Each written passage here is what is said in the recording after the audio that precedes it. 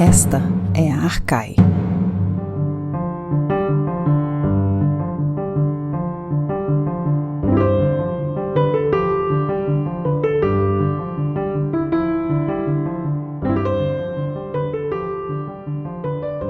Olá, ouvintes, bem-vindas e bem-vindos a mais um episódio do podcast Arcai. A personagem de hoje é o imperador romano Heliogábalo, e para falar sobre ele temos o prazer de receber Semiramis Corsi, professora de História Antiga do Departamento de História e do Programa de Pós-Graduação em História da Universidade Federal de Santa Maria. Eu sou Beatriz de Pauli e junto comigo para esta entrevista está a Fernanda Pio e na produção, Gabriele Cornelli, Flávia Amaral e Lorena Ferreira. Semiramis, seja muitíssimo bem-vinda ao podcast Arcai. Bom, eu gostaria de agradecer o convite, estou muito feliz, sou uma ouvinte assídua do podcast Arcai, gosto muito do trabalho de vocês, então estou muito feliz, já conheço o trabalho de vocês há um bom tempo, acompanho desde o começo, então muito obrigada pelo convite. Obrigada a você por ter aceitado o nosso convite. Então vamos começar, como a gente gosta sempre de começar, que é conversando um pouquinho sobre você, sobre a sua trajetória.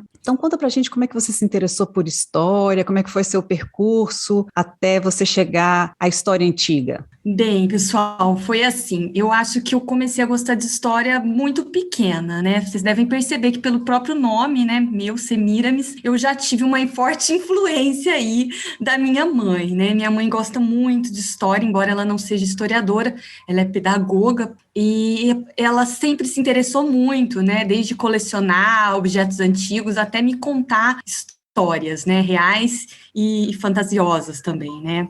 Mas, além disso, eu acho que teve também um agravante aí na minha paixão por história, que foi a relação que eu tive muito forte com o meu avô, e ele me levava todos os domingos ao cemitério da nossa cidade. Então, pode parecer algo meio sombrio, meio mórbido, mas quando eu visitava o cemitério com ele aos domingos, ele sempre me contava histórias daquelas pessoas que estavam enterradas ali, né? Então a gente fazia verdadeiros tours ali pelo cemitério da cidade, né? Da minha cidade, que é no interior de Minas, no sul de Minas. E ele ia me contando histórias dessas pessoas, das suas mortes, das suas vidas, da cidade, dos próprios túmulos, né? Dos estilos dos túmulos, tinha a parte dos túmulos italianos, né? Que é uma cidade de imigração italiana.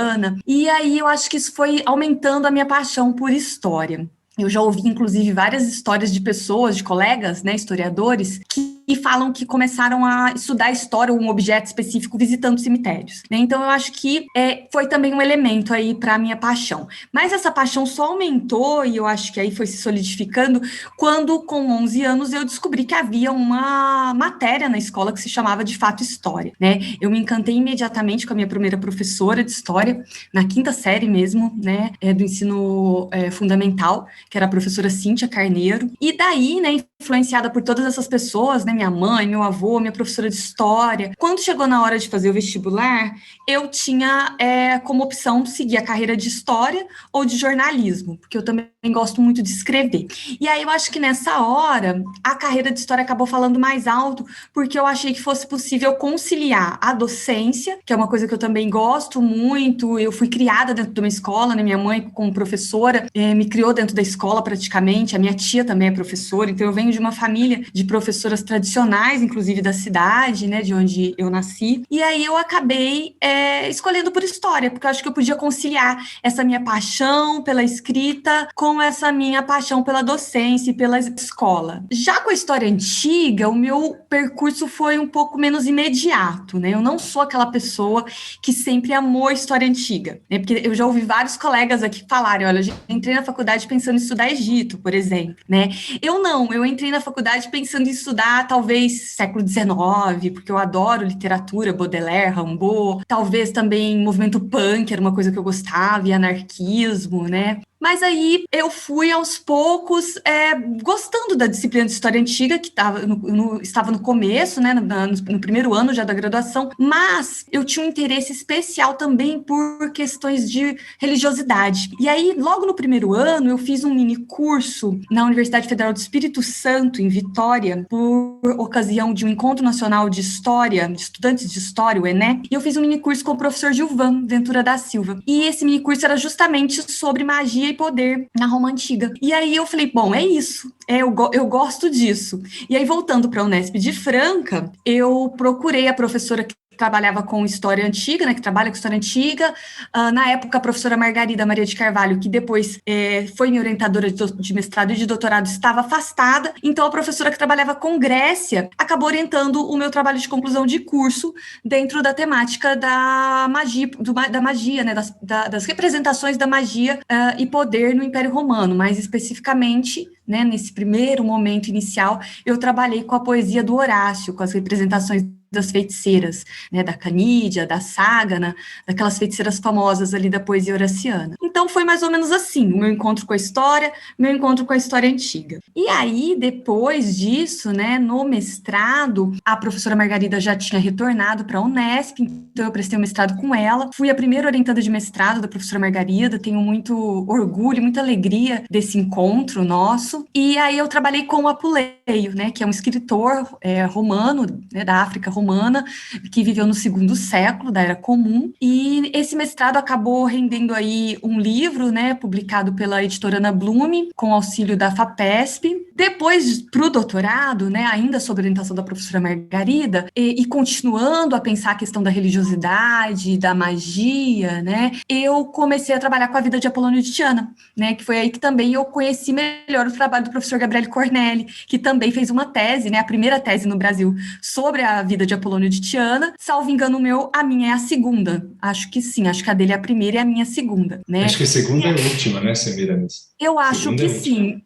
Professor, eu acho que sim. Eu acho que tem um mestrado defendido na UFMG sobre a vida de Apolônio de Tiana, mas não tenho certeza. Acho que é o mestrado defendido lá. Mas tese eu acho que foram as nossas, né? A sua e a minha, salvo engano meu. E aí eu queria trabalhar com essas questões de magia na vida do Apolônio de Tiana, mas eu acabei no doutorado dando um enfoque maior na questão do papel do sofista no Império Romano, né?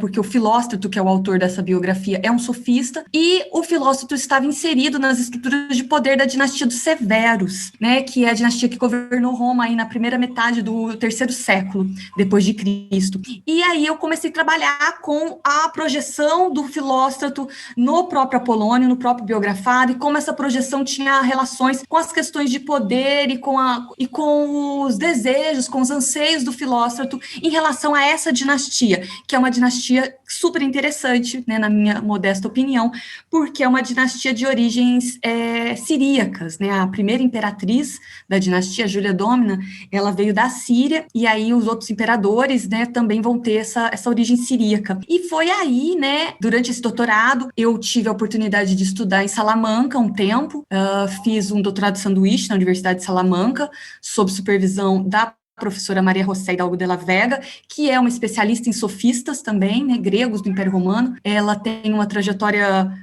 coincidentemente muito parecida com a minha. Ela estudou Apuleio no mestrado e depois sofistas gregos no Império Romano durante o doutorado, e desse período também eu tive a oportunidade de estudar um pouco na École de Hautes Études en Sciences Sociales, né, no Centro Animat, com o professor Jean-Michel Carrier, que me recebeu lá, sempre sobre orientação, né, da professora Margarida e acompanhamento dela. E aí, logo que eu terminei esse doutorado, por eu já estudar a dinastia dos Severos, quando eu entrei aqui na Universidade Federal de Santa Maria, que foi bem, bem rápido, até entre o final do meu doutoramento e a minha entrada aqui, logo que eu entrei aqui, eu pensei, bom, vou dar continuidade na dinastia dos Severos, né? E aí que eu comecei a trabalhar com o Heliogábalo, que é um dos imperadores dessa dinastia, né? E é o tema do nosso episódio de hoje. Acho que é isso a minha trajetória pela história, até chegar no Heliogábalo. Semiramis, sabemos que você também é podcaster e que desenvolve aí um podcast de história antiga, o Diálogos Olimpianos. Você poderia falar um pouco da tua experiência com o podcast e também sobre as atividades do podcast? Ai, muito legal essa pergunta, porque é uma coisa que eu tenho muito orgulho de falar, né? Embora a gente esteja há um mês mais ou menos sem publicar episódios por conta do retorno, né, às aulas presenciais e toda a readaptação, mas eu comecei esse podcast, o Diálogos Olimpianos, em 2020, logo que começou a pandemia e o isolamento social, né? Então, logo que a gente entrou em isolamento social, foi demandada, né, aos professores uma série de estratégias aí para a gente produzir materiais didáticos para os alunos, né? E daí me surgiu a ideia de gravar, além das videoaulas, alguns áudios explicando textos e explicando conteúdos para as turmas, que eu estava na época trabalhando, né, na UFSM, na graduação em História. Eu estava na época com 2 cadeiras na graduação, uma de História Antiga A, que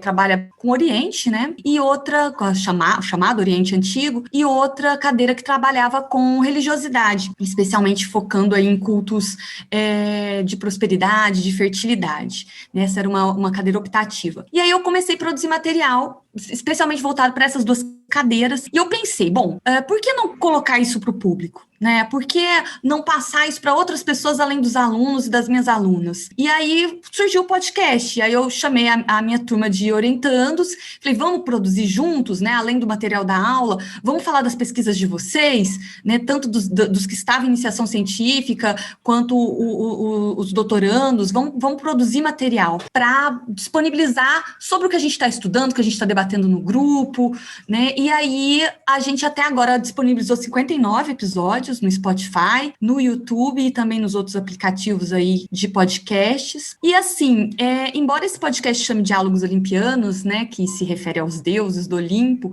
o nosso interesse não é só em Grécia, né? Pelo contrário, né? Como eu falei para vocês, como eu estava trabalhando justamente com a Antiguidade Oriental naquele momento, né, quando começou o podcast, os primeiros episódios especialmente ficaram voltados para esse assunto. Eu fiz algumas entrevistas com autores dos textos que eu estava trabalhando naquele momento. Então foi super legal, porque os alunos liam os textos e também ouviam os próprios autores falando através das entrevistas que a gente foi desenvolvendo ou do material que os alunos foram produzindo, né, os meus orientandos. E tem sido uma experiência, assim, super bacana, né? No começo a gente gravava episódios semanais, até para poder aliviar um pouco, né, todo o trauma que a gente estava vivendo, toda aquela situação de início da pandemia. Depois a gente passou para os episódios quinzenais e agora a gente está fazendo quando a gente consegue, né, sem uma periodicidade estabelecida mesmo, né. E além disso, a gente produz também um material para o Instagram relacionado aos episódios. Então, sempre que sai um episódio, a gente produz alguns cardzinhos aí explicando sobre aquele tema,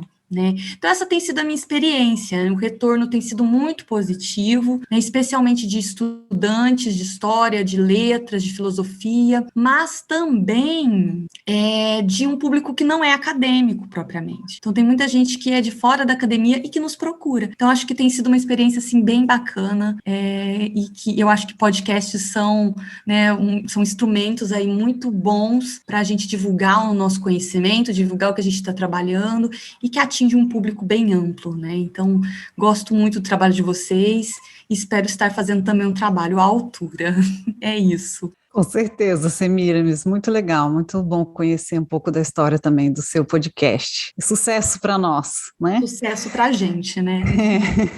Então, continuando aqui nossa conversa de podcaster para podcaster, eu queria te perguntar sobre uma publicação que você está organizando, que é o Compêndio Histórico de Mulheres da Antiguidade, né? Que tenho certeza que vai ser uma contribuição super importante para a temática de gênero no Brasil, né? Você pode contar um pouquinho sobre como nasceu esse projeto, como é que anda? Olha, Beatriz, antes de falar um pouquinho do projeto, eu quero agradecer você, professor Gabriele Cornelli, que vocês estão contribuindo com a gente, né, com o compêndio. Então, agradecer vocês. O compêndio, ele surgiu a partir de um dicionário de personagens medievais que a professora Renata, da UFG e da UEG, e também da PUC de Goiás, organizou junto com o professor Guilherme. E aí, eu e o Ivan, né, e eles publicaram esse dicionário de personagens medievais pela editora Tempestiva, né, Edições Tempestivas, que é uma editora que está nascendo aí, são as primeiras publicações da editora, e Um dos organizadores da editora, um dos editores, né, da verdade, é o professor Ivan Vieira Neto, da PUC de Goiás. E aí eu vi esse trabalho da Renata e do Guilherme, achei sensacional, né, congregando aí vários medievalistas do Brasil. E eu falei para o Ivan, vamos fazer um dicionário também? Vamos fazer alguma coisa, né, de personagens antigos? E aí ele falou, vamos lá. E aí a gente pensou, vamos chamar alguém para trabalhar com a gente, porque vai ser um trabalho de muito fôlego. E a gente tem muita amizade, gosta muito do professor Rafael Brunhara, né, da URGS, professor de grego. E aí vamos convidar o Rafael, vamos ver se ele topa. E aí torcemos lá os dedinhos, convidamos o Rafael e ele topou, ele adorou. E aí a gente pensou, olha, vamos trabalhar com deuses, com divindades, né, ou com mulheres. A gente tinha várias ideias, a gente tinha um de gênero, enfim, a gente tinha várias ideias que talvez um dia ainda saiam.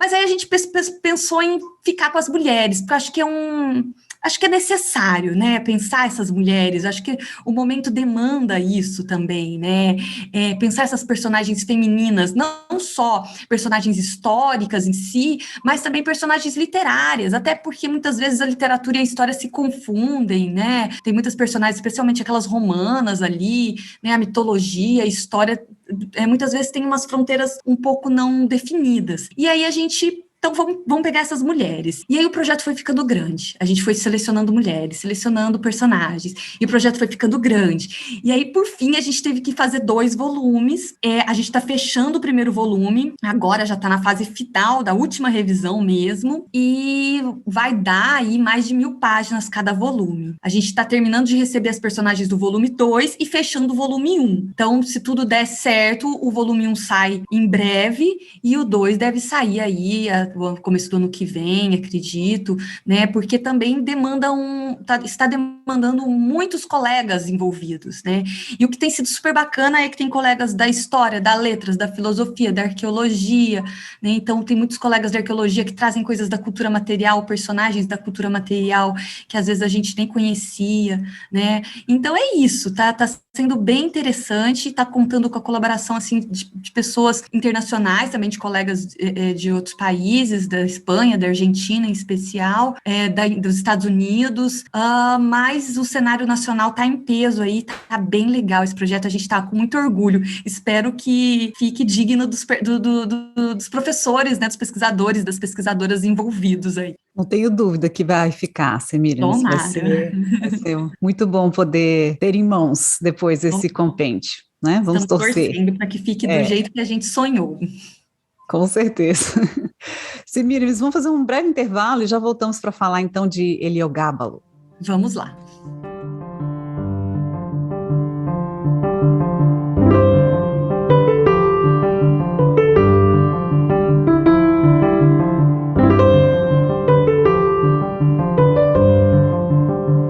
Você ouve Podcast Arcai, da Cátedra Unesco Arcai sobre as origens plurais do pensamento ocidental da Universidade de Brasília. Assine nosso conteúdo no lugar em que costuma ouvir seus podcasts. Fique por dentro de tudo que rola na cátedra em arcai.nb.br e nas redes sociais @arcaionb. E lembre-se, Arcai é com CH.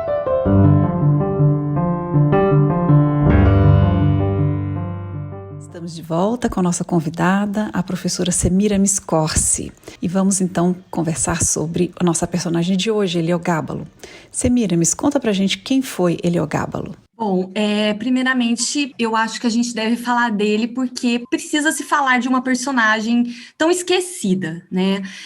Como eu falei inicialmente, o meu encontro com Heliogábalo se deu ainda no meu doutorado, quando, lendo a vida de Apolônio de Tiana, lendo sobre o Filóstrato, sobre o contexto, eu percebi que existia esse imperador super interessante, que não tinha estudos sobre ele no Brasil ainda. E tem pouquíssimos estudos no exterior, inclusive. Tem alguns estudos muito bons sobre ele no exterior, mas poucos, né? Especialmente se a gente comparar com a própria tradição de imperadores que têm uma imagem negativa, né? Fruto das visões dos autores aí de textos de linha senatorial, né? Que chegaram pra gente, como Calígula, Nero, Domiciano, Cômodo. Então, o Heliogábalo, ele tem essa tradição muito negativa, que eu acho que foi super super importante para fazer com que ele tenha sido tão negado pela historiografia, mas tem outros imperadores também de tradição muito negativa e que não, o Nero, por exemplo, tem vários estudos muito interessantes sobre o Nero. E aí eu falei, bom, vamos pensar nesse Heliogábalo, né? Principalmente porque eu gosto muito de questões de gênero, já tinha estudado essas questões na iniciação científica, né, com as feiticeiras lá do Horácio, e esse imperador, ele tem muitas questões de gênero envoltas nas representações textuais dele, né? Mas eu vou falar um pouquinho melhor depois sobre essas questões de gênero. Vou primeiro apresentar de maneira geral esse imperador para vocês. Então, o Heliogábalo, né, ele foi um imperador bem jovem, de origens siríacas. Ele governou Roma de 218 até 222, né? Portanto, ele governou Roma dos 14 aos 18 anos, bem jovenzinho, bem menino, né? Isso também vai contribuir para a imagem negativa dele, essa idade muito nova, né? Ele era filho de pai e de mãe sírios. Ele nasceu na Síria, na cidade de Emesa, que atualmente é Homs, né, na Síria. Até se tornar imperador romano, ele sequer tinha conhecido Roma, né? Então, ele era membro dessa família, né, dessa dinastia, que governou o Império Romano de 193 até 235, da Era Comum. E, embora ele seja conhecido como Heliogábalo pela tradição, ele não chamava Heliogábalo. O nome de nascimento dele é Vario Áveto Bassiano. Ele passa a se chamar Marco Aurélio Antonino, após ser aclamado imperador, numa tentativa aí de legitimar o poder dele, o ligando ao imperador anterior da dinastia, que é o Caracalla, que se chamava Antonino, que, por sua vez, se liga à dinastia dos Antoninos, né? Embora ele seja da dinastia dos Severos, tem toda uma política da dinastia dos Severos de se ligar à dinastia dos Antoninos. Então, o nome do Heliogábalo, o nome oficial dele é Antonino, o nome dele de imperador. Heliogábalo ele vem de um nome latino, Heliogabalus, né, na tradição Heliogábalo, que vem, por sua vez, de uma tradição um pouco mais tardia ao governo dele. Não é do governo dele propriamente esse nome, que possivelmente vem da História Augusta, porque ali na História Augusta, que é uma série de biografias, de vidas de imperadores romanos escrita no IV século, essa biografia, ela vai chamá-lo, então, de Heliogábalo, fazendo referência ao deus que ele cultuava, que é o Elagabal. Ele vai se tornar sacerdote do Elagabal já mais para o fim do governo dele, nos 2 últimos anos.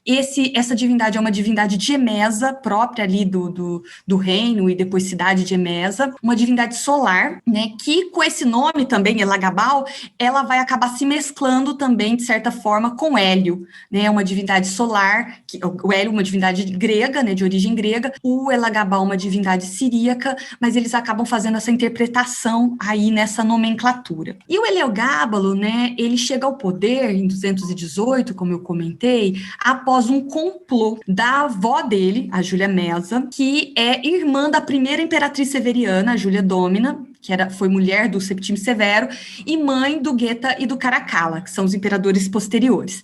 Essa dinastia, com a morte do Caracalla, ela tinha perdido o poder. O poder tinha sido usurpado pelo Macrino, que era o prefeito do Pretório. Então, a Júlia Mesa, essa mulher síria muito poderosa, ela acaba tramando um complô com a ajuda da Terceira Legião Gálica, que estava estacionada na Síria. Esse complô envolveu o assassinato do Macrino, do usurpador do poder da família, e a ascensão do garoto de 14 anos ao poder, né? Então, o Heliogábalo se torna, né, o menino se torna o Antonino, né, se torna o Antonino, a partir desse complô projetado, segundo as fontes, né, pela avó dele, mas com a ajuda dessa legião, e ele se torna, então, o 4º imperador dessa dinastia, né, sendo seguido depois pelo último deles, que é o seu primo, e também filho adotivo, que ele adota o primo antes de morrer, que é o Severo Alexandre, que vai ser um outro menino que ascende ao poder com 13 anos, né?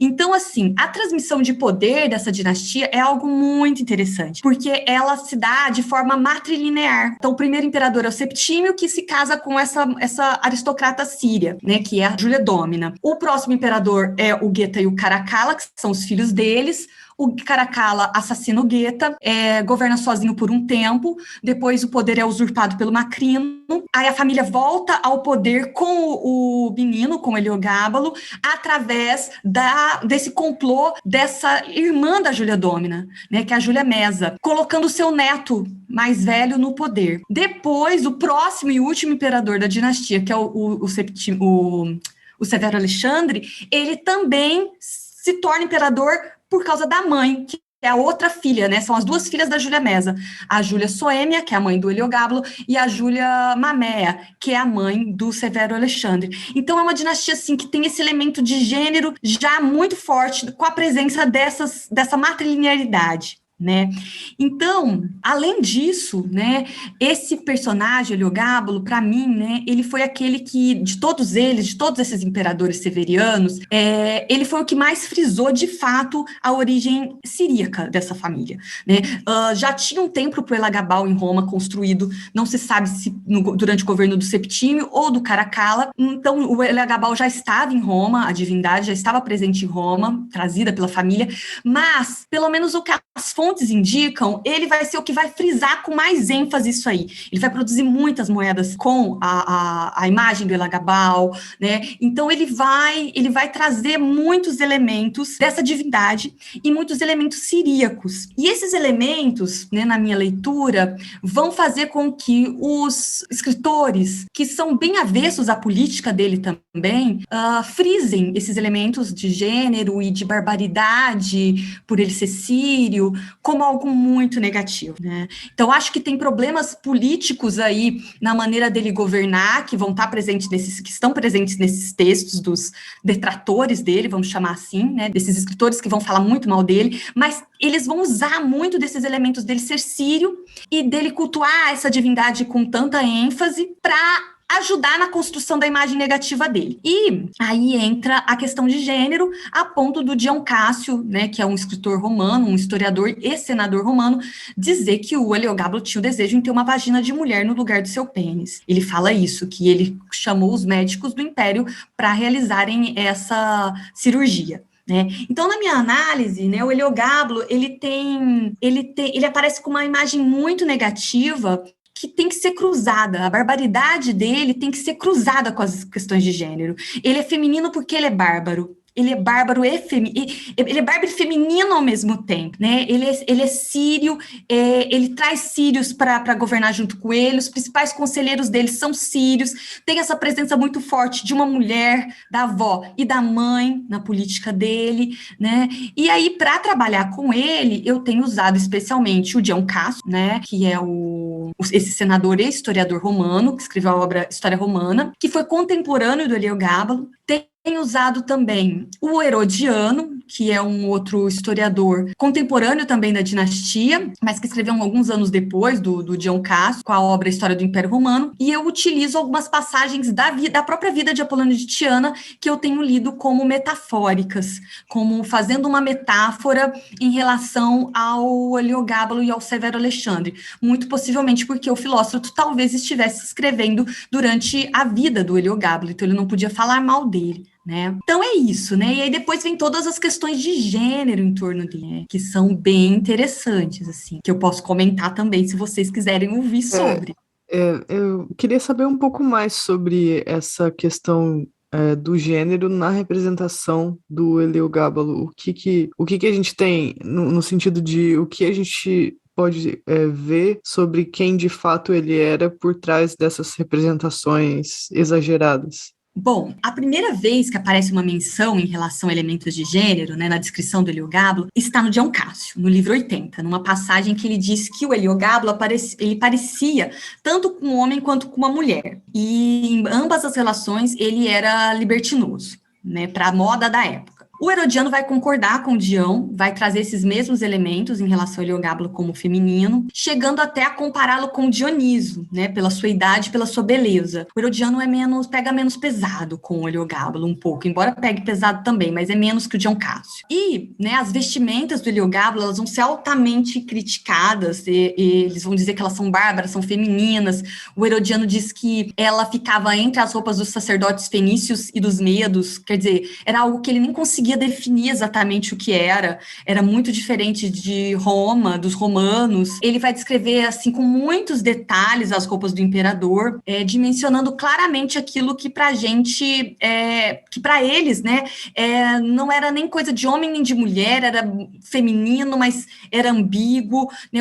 O Herodiano vai dizer que o Antonino, né, se referindo a Heliogábalo, como eu falei, uma alcunha dele, então, ele aparecia em público com os olhos pintados, com carmim nas bochechas, estragando o rosto dele, que era um rosto muito bonito, justamente porque era jovem, né? O Filósofo também vai trazer uma série de imagens metafóricas de dois reis brâmanes, um deles que conhece os gregos, conhece a língua grega, conhece a filosofia grega, e outro que chega com um barulho, que chega cheio de roupas estranhas aos olhos dos gregos, e que, por sua vez, esse rei de nome não mencionado, cultua uma divindade solar de forma errada, né? Então, para mim, tem uma metáfora muito clara aí, né? Bom, e, né, pelo que eu posso perceber, esses textos, eles vão repetir certos estereótipos, né, que são muito comuns de bárbaros, especialmente de bárbaros orientais, mais especificamente de sírios ou assírios, porque eles fazem uma certa junção aí de sírio a sírio, para representar o Heliogábalo, né? Então eles transformam ele num sírio feminino, porque já existia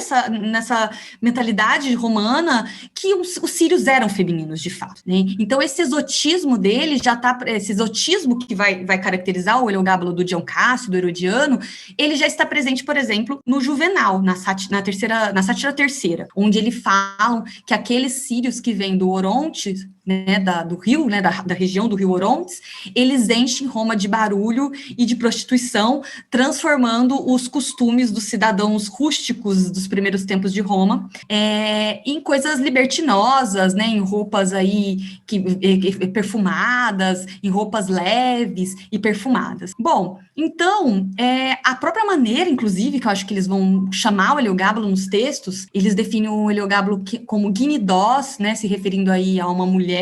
Sardanápulo é outro nome que aparece no Dion Cássio. O Sardanápulo, como a gente sabe, é um antigo rei assírio, que, segundo os textos gregos, vestia roupas femininas e usava muita maquiagem, e também tinha uma série de concubinas, mulheres e homens, né, e vivia numa vida aí, entre aspas, decadente, né, uma vida hedonista, vamos dizer assim, né, com todos os excessos de um déspota, né, com a falta de moderação. Então, essa falta de moderação, ela vai ser um elemento fundamental para trazer o Heliogábalo como feminino, né? E aí, tem uma coisa interessante que a gente pode perceber, que são os próprios casamentos do Heliogábalo. O Heliogábalo, de fato, casou várias vezes, né? O Dion Cássio conta pra gente que ele teve 2 maridos homens e 3 esposas mulheres, né? De fato, esses casamentos com homens a gente não pode atestar, mas com as mulheres, sim, ele se casou, né? Ele se casa primeiramente com uma aristocrata chamada Júlia Cornélia Paula, depois ele se casa com uma virgem vestal chamada Júlia Áquila Severa, depois ele se casa com uma outra aristocrata chamada Ânia Faustina, e depois ele volta e se casa de novo com a Júlia Áquila Severa. Semiramis, mas ele se divorcia primeiro ou ele casa com vários ao mesmo tempo? Não, ele se divorcia. E o que a gente pode perceber? O Dion Cássio está percebendo isso como uma falta de moderação, né? Obviamente, né? Como uma sofrosine, né? Uma falta de moderação. Sofrosine, né, Hibris, né, o Dion Cássio está percebendo isso. A gente já pode perceber outra coisa.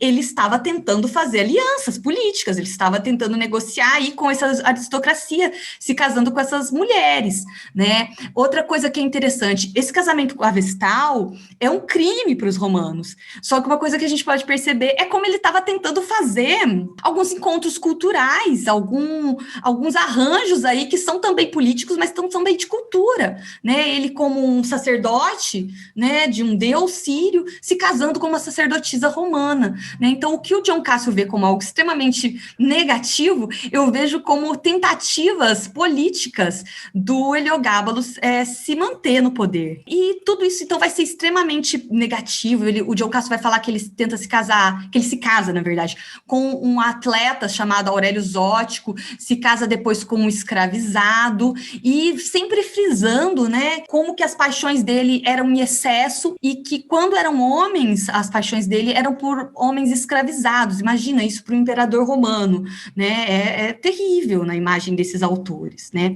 Mas eu acho que o elemento mais interessante que o Dion vai falar sobre o Heliogábalo é o fato dele querer ter uma vagina, né? Eu trouxe até o trechinho aqui para ler para vocês, que eu acho bem legal. Ele fala assim, ó: também cortou ele próprio suas partes genitais e se absteve da carne de porco, com o fundamento de que sua devoção deveria ser mais pura. Mas ele, né, se referindo ao Heliogábalo, decidiu de fato cortar seus próprios órgãos genitais completamente. Seu desejo foi motivado unicamente por sua efeminação. Seus feitos foram partes dos requisitos sacerdotais de Elagabal e, da mesma forma, ele mutilou muitos de seus companheiros. Então, olha só, fica claro nesse texto que essa intervenção na genitália, ela tinha a ver com o culto de Elagabal. Ele fala, olha, da mesma forma ele mutilou muitos dos seus companheiros. Então, o que eu tenho interpretado é que, e seguindo outros historiadores também, né, é que esse culto a Elagabal, ele envolvia uma intervenção real ou simbólica, a gente não sabe exatamente, eu acho que real,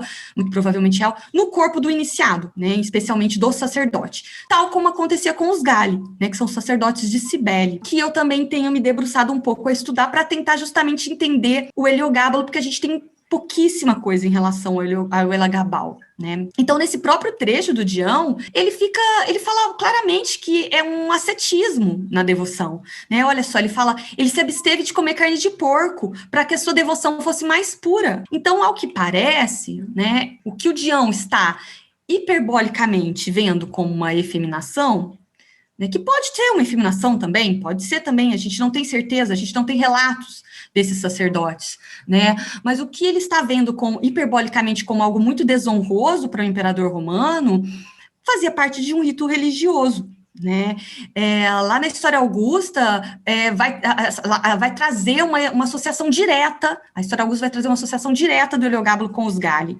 né, então, possivelmente, essa prática, né, relacionada a essa intervenção, que a gente não sabe exatamente o que acontecia, ela fazia parte de um rito ligado a mitos solares, né? Então é um deus de mito solar. Provavelmente esse rito, né, solar estaria relacionado à potência criadora, à prosperidade, e envolvia o poder simbólico do próprio falo, né, como uma espécie de simulacro da masculinidade. Então, o que de fato acontecia, a gente não sabe, infelizmente, né, mas esse rito, com certeza, é lido de maneira retórica, né, exotizada, hiperbólica, assim como o Dion Cássio vai usar a hipérboles para falar da roupa dele, né, então já tem uma imagem de sírios como femininos. Chega esse imperador que é avesso a uma série de senadores mais tradicionais, que traz vários sírios como conselheiros. Então, esses escritores de linha mais senatorial vão ficar horripilados e vão trazer toda essa imagem negativa dele, né?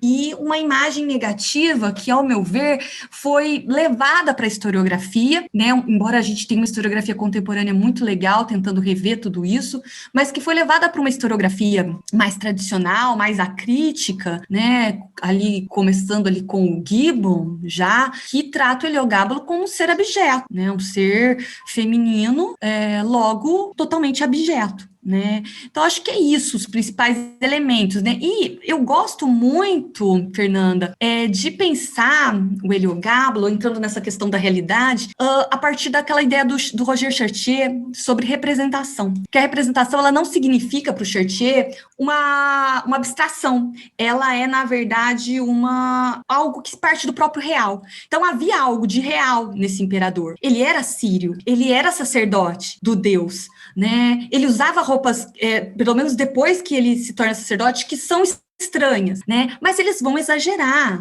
e eles vão vê-lo como um outro, assim como eles viam os Gali, né? Que são sacerdotes dessa deusa que vem da Frígia, né? Por muito tempo os Gali, por muito tempo os cidadãos romanos não puderam ser sacerdotes de Cibele, né? Só podiam ser estrangeiros, os sacerdotes. Então, eles têm uma série de propostas políticas em torno disso, que eles vão cruzar com os elementos de barbaridade, de gênero, e vão construir, a partir de uma realidade, os seus jogos de interesse, das suas lutas de representações, que é o que o Chartier chama, né? Acho que é isso. É um operador muito legal, né? Eu gosto pra caramba dele. Tenho uma paixão pelo Heliogábalo, tem muita coisa legal ainda para desbravar aí em torno desse Semiramis, você nos deixou apaixonados também pelo Heliogábalo. É muito bom, excelente. Eu acho que nossos ouvintes vão ter o prazer de te ouvir, ter uma visão muito interessante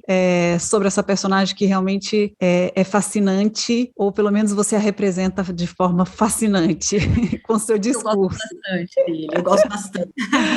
Eu gosto desses personagens que são negativos, sabe? Que tem essas imagens, essas construções negativas como os vilões, sabe? Eu acho muito legal a gente pensar sobre isso, né? O Nero, por exemplo, é um personagem interessantíssimo, né? Que tem uma muito construção legal também. Muito legal. Agradecemos muito, mais uma vez, a sua participação no podcast Arcai. Foi um prazer ter você aqui, Semiramis. Muito obrigada. Bom, eu agradeço muito vocês, agradeço a Fernanda, professor Gabriele, professora Beatriz, Lorena, muito obrigada. Espero que vocês gostem mais do Heliogábalo a partir dessa minha conversa.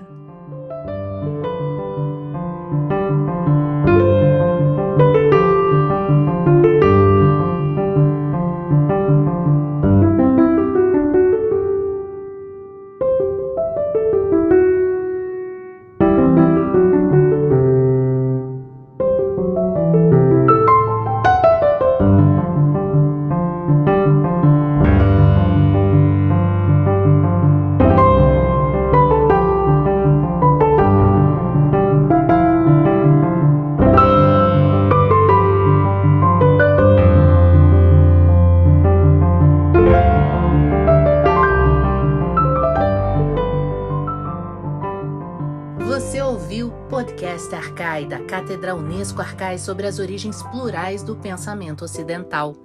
Produção: Ariadne Coelho, Arthur Sobreira, Beatriz De Pauli, Fernanda Pio, Flávia Amaral, Gabriele Cornelli e Lorena Ferreira. Locução: Marcela Diniz. Trilha de Dan Bodan. A Cátedra Unesco Arcai integra o programa de pós-graduação em Metafísica da Universidade de Brasília. Acompanhe nossas atividades em arcai.unb.br e nos siga nas redes sociais. Até a próxima!